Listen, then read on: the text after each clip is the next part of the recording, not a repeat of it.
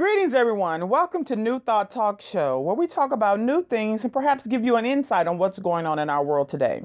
This is actually our wrap-up show of why are there so many single black professional women. And we're going to review some of the comments and see what it is that you all had to say. Is there a resolution? Is there a solution? Did we come to some type of agreement? I have with me Edwin Brown and my boy Terrence Fisher. And so we're going to get into the conversation. We're going to look at what you all had to say. John started off by saying a variety of reasons as black women aren't monolithic. People in general are not rushing to get married for a slew of reasons. Regarding cultural perspectives, some women confuse strength with stubbornness, and some men are plain confused. The black family is targeted for destruction for the formation of this country. Some ills are residual, cynical, and generational, or cyclical. I think that's what he said. There are so many factors. So we got that there are a lot of factors. Absolutely a lot of factors. But again, how do we fix the problem? And some of the sisters chimed in, and surprisingly, they were taking ownership. Now, that was prior or after John said that, these comments were not introspective. Some of these women had to put you on notice that, yes, we do look at ourselves. Yatari said he posted a meme. Before you say there's no good men, just make sure you're a good woman. Sometimes you attract the lifestyle you live. Now, I'm going to have to agree with Yatari on that one. I may not agree with everything the young man had to say, but on that one, Yatari, you got it. Brothers, y'all have any insight? I think the whole thing, what I noticed with the comments is that there was a lot of, and I guess it's indicative of what we see in our society. There was a lot of finger pointing. There was a lot of black men that were saying, okay, it's the woman, and a lot of black women saying, okay, it's the man, and then, they all give examples because we've all had, our share of, relationship issues with men and women, regardless of what color they are. So, I mean, it's easy to use, your particular examples or circumstances as, proof of, toward your argument to say that either it's the other person's fault. I think the takeaway from that, though, is we're not going to get anywhere until we learn to, look at ourselves first, to fix what is wrong with us first. If there is, well, first discover if there are any factors that we're contributing to that particular situation in the dating world, and then be willing to deal with our own stuff first before we, try to deal with anybody else's. Well, we're gonna let Brother Brown right here take a look at what Ashanti had to say. I liked Ashanti's comment where, like we said, that she took ownership as far as on the part for women. Her points were there's a lack of respect for black men. They don't want to be led. Black women don't trust men. Black women are not over the past, will not work on themselves, or have a know-it-all attitude. Overlook good men because he doesn't have what he thinks he doesn't have what she thinks he should have. Mm-hmm. They talk too much. They don't know how to play a supporting role. Will not be willing to consider other perspectives. Give it up to dogs and expect to be treated like queens. They're just too hard. And taking relationship advice from single, old, bitter women as gospel, and have attitudes over money or other petty things. So I agree with a lot of that. Of course you do. Of course. Yeah, I mean, yeah, but I respected that she took ownership in the sense for the women. Some of those things are stereotypical of black women, and we just have to own up to that. That some of that is partially true. It's what you would see in stereotypes anyway. They are partial truths. Right. So we have to be mindful of that. But how do we remedy that? What were you going to say, brother? I'm agreeing with what that one is saying. I think we have to be careful, though, with taking that type of ownership. It's still almost kind of like that diametric opposite of blaming somebody else when you take all the blame and put it in this stereotypical form as she did. Although what she's saying is there is some truth to it, but I mean, again, that's kind of like saying that, you know, all black people are such and such, or all black women are such and such when you categorize, you know, black women as a whole like that. That's but the only here thing that isn't that the problem, though, that so many black men have grouped us and said that all black women are angry, all black women don't listen, all black women won't be led, they want to run everything. And so then we're left with what? You don't want us anymore? And so here's what Haley had to say, and I thought it was insightful. The question was, why are there so many single black women? And she's like, wow, where to begin? Hell, I don't know. Otherwise, I wouldn't be single. LOL. Number one, I think many black women currently don't want to date outside of their race, so they prefer to be single and wait for black men. Many professional black women know their worth, not arrogant, and some don't, and are not willing to accept just any man just because he has a penis or just to say, I have somebody. Professional black women, well, most professionals, period, want to build their mate. Go to the next level. They want to build with them and not stay with the man that doesn't have individual goals for his own life. So again, when that isn't found, she remains single. A lot of men think that women supposed to expect just anything. A lot of men don't date with a purpose. Their thoughts of a relationship is different from that of a woman. The professional black man knows that they are hot commodity, and most act as such. Like, you need to be thankful to have me. And so if they're acting that way, and this is me adding, okay, if they're acting that way, then it's like, do I want somebody who thinks they're too good for me?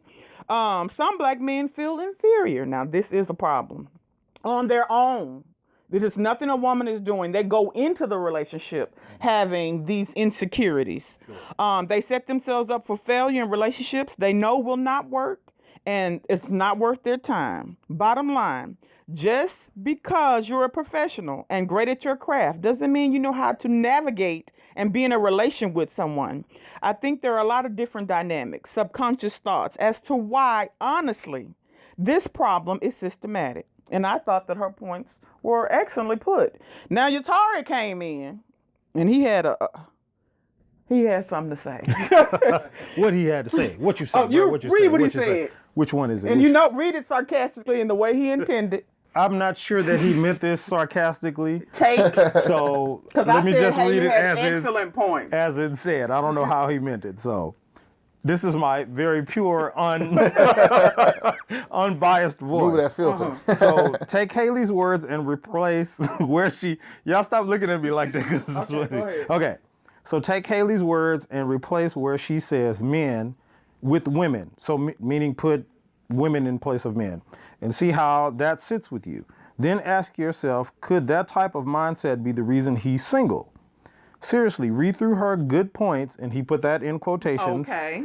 And replace man with woman. I'll wait. No, so I'll wait.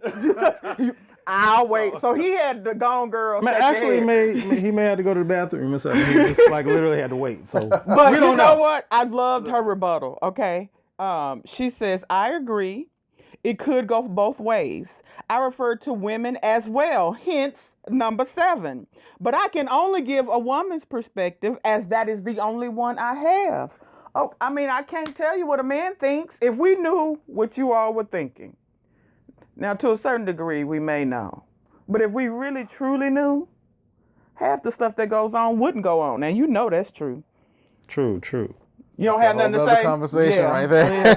I agree with another you. Conversation. I agree with you. Yeah, okay. So, but I mean, what is it? So, I mean, everybody seems we've heard the comments. We've seen. No, I have a few more. Okay, go well, on. you go ahead. No, you go ahead. Okay, so Jonathan, he wanted to chime in.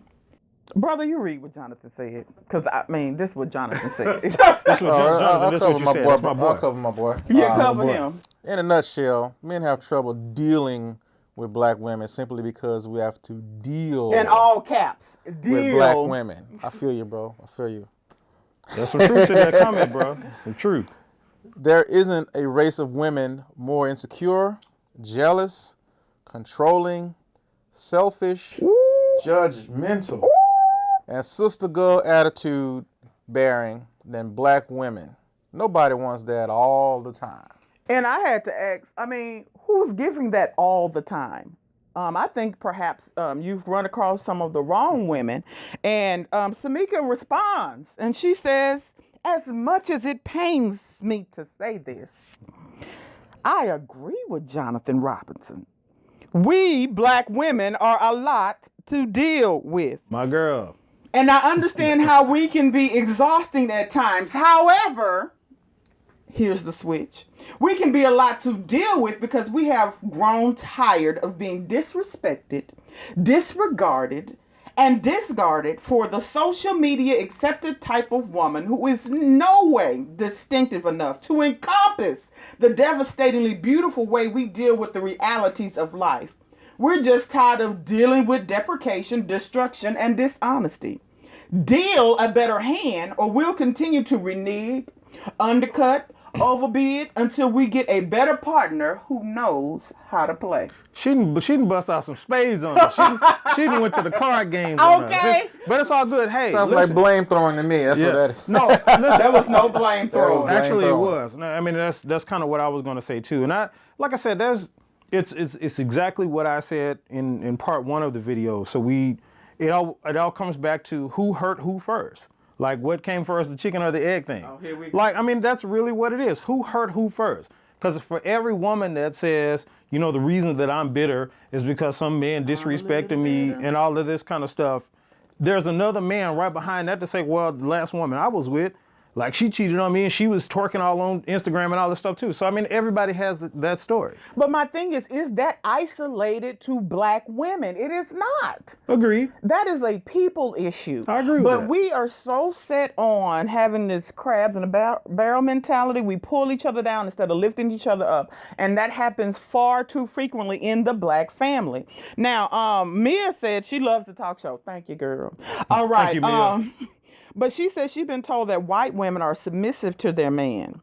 I feel that the black man is intimidated by the professional, strong-minded, optimistic, praying, faithful, hardworking, dedicated, honest, wants the best for her children, and opinionated, beautiful black women. The list is longer. We want the black man to be the same and lead the family no matter what, and stop making excuses. If you were raised by a black woman, the reality of us should be your foundation. Until then, we will continue to control the homestead. Does that not make sense? It's fair. It makes, it's a fair perspective from a certain point of view, and I can see how that's true. I mean, especially in our society today, a lot of men are raised by single black women.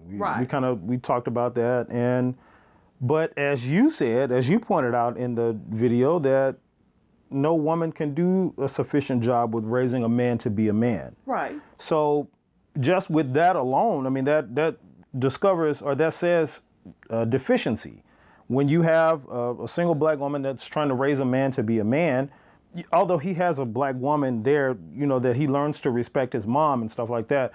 But I mean, let's be honest, you learn to respect your parents and stuff in a much different way than the way that you would treat your girlfriend or your wife. I think that's more based on societal things than it is how you would treat your mom. I mean, you may be lucky enough. I would say what you learn from your parents in that regard, it's more about respecting women than it is being a father figure or being a husband. You know, it's about respect, period, not necessarily respecting. So you tell me, it's about respecting the parent. If you respect your parents, why is it then you would disrespect anyone else? Because see, we teach that foundation to start at home.